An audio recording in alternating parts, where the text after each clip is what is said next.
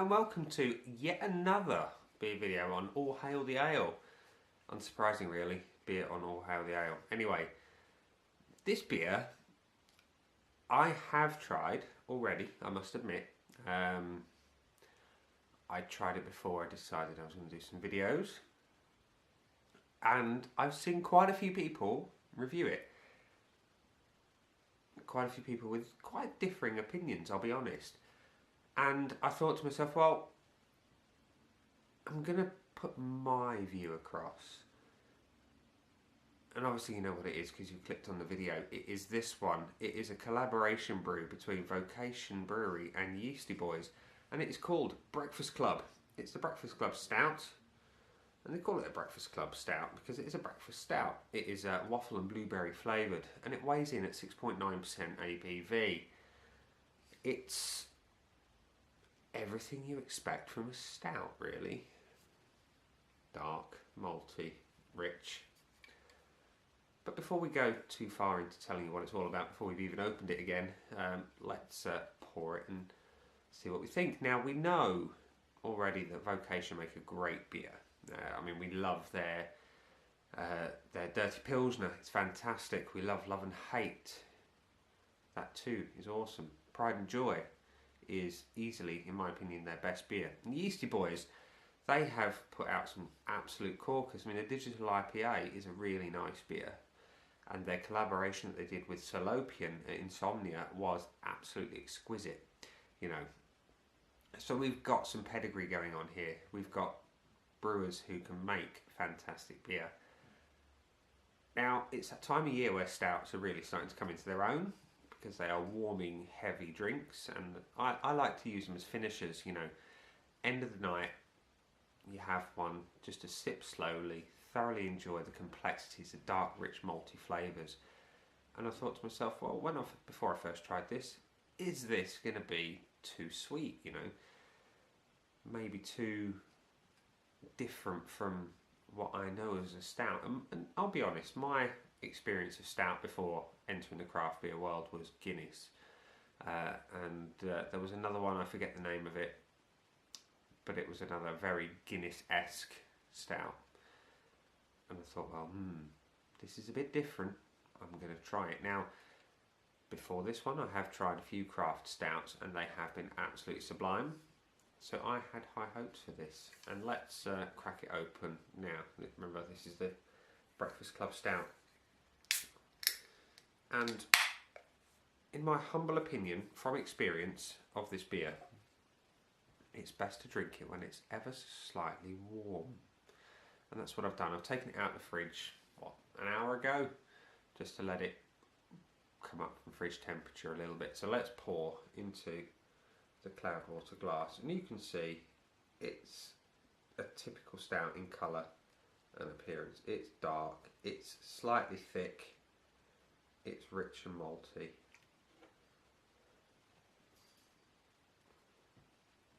Before we lose it out of the glass. So there. That is exactly what you expect of a stout, right? Dark, a tan head. It's everything you need. Now, it offers sweet flavours from both the blueberries and from the waffle. So let me read a little bit about it before we get into tasting. It says here, it's an exclusive collaborative brew with our friends at Yeasty Boys. It's edition 3. So they've obviously been through a couple of recipes prior. And it says it's inspired by one of our favourite breakfasts, blueberry waffles. This indulgent and full-bodied stout has a sweet, malty body topped with rich fruit flavours. It is breakfast in a can. And it uses Vermont yeast, Williamette hops, and it has some specialty malts contained within. And it says this beer is unpasteurised and naturally hazy. Store cool and drink fresh. Well, I definitely stored it cool. I'm drinking it fresh, because it's not been there very long at all. In fact, the can date is not that long ago, only a couple of weeks. Yeah, what we got? Yeah, a couple of weeks ago. So let's crack on and enjoy. Now, like I say, I have tried it before, so it's not new to me, but I'll describe it for you anyway. So the first flavour I get through is the rich malt. And it comes through very quickly with that blueberry, you know, that sweet, almost tart blueberry taste comes through after the malt. And then it fades into a waffly, sugary sweetness, you know. Very typical of blueberries and waffles. And there's a little bit of depth that works really well. I'm not going to pretend it's ridiculously thick, because it's not. It's thicker than a porter. It's almost as thick as Guinness. It has a bit of mouthfeel. It's not overly cloying and heavy like some stouts. It's a little bit lighter than that. And I like that. I don't always want ridiculously heavy when I go for a dark beer. I often want dark beer for the complexity of flavour, and I get that here. I get the dark, rich fruitiness from the malts. I get the sweetness from the blueberry and the waffle. Like I say, that lactose, dextrose type sweetness that's going on. And there is just enough of a mouthfeel to say, yeah, I'm drinking a stout. And I like it a lot. A lot of people have said, nah, it's average.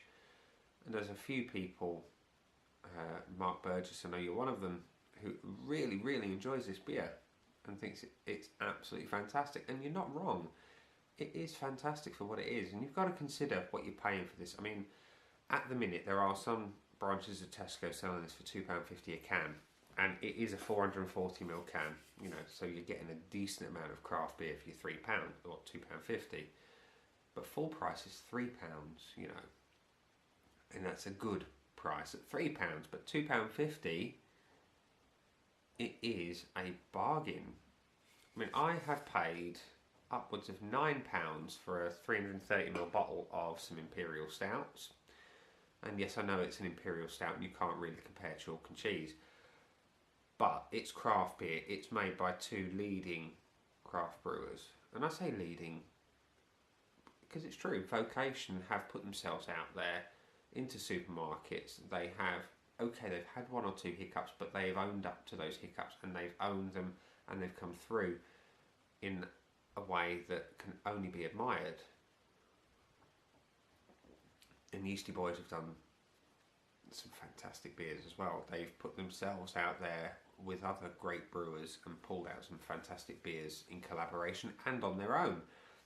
And when they've come together, these two great brewers, they've put out something that you don't see everywhere. You don't see these sweet stouts that kind of buck the trend of heavy, gloopy, malty stout goodness. It offers a little bit of a different slant, and I like that. That is what I can take from this. It is a stout, but it's different. And that is where I'm going to draw my conclusion, I think, ladies and gents. There are people out there who love it. There are people out there who are indifferent. I've not found anyone who says they dislike it. And that's what makes it interesting to me. People don't dislike it. I've not found many beers where that happens. And to find a beer that is, it's not dividing opinion, it's all favourable to some degree. It's available in your local Tesco for somewhere between £2.50 and £3 for a 440ml can. That is going some. And like I say, it's not going to break boundaries. It's not anything entirely life-changing. But what it is, it's different, it's tasty, and it is very, very good value. And on that note, ladies and gents, I'm going to go and finish this lovely stout from Vocation and Yeasty Boys. So, thank you for watching. I very much appreciate your likes and subscriptions. This has been Vocation and Yeasty Boys Breakfast Club. I've been Nick, and I will see you again soon. Bye.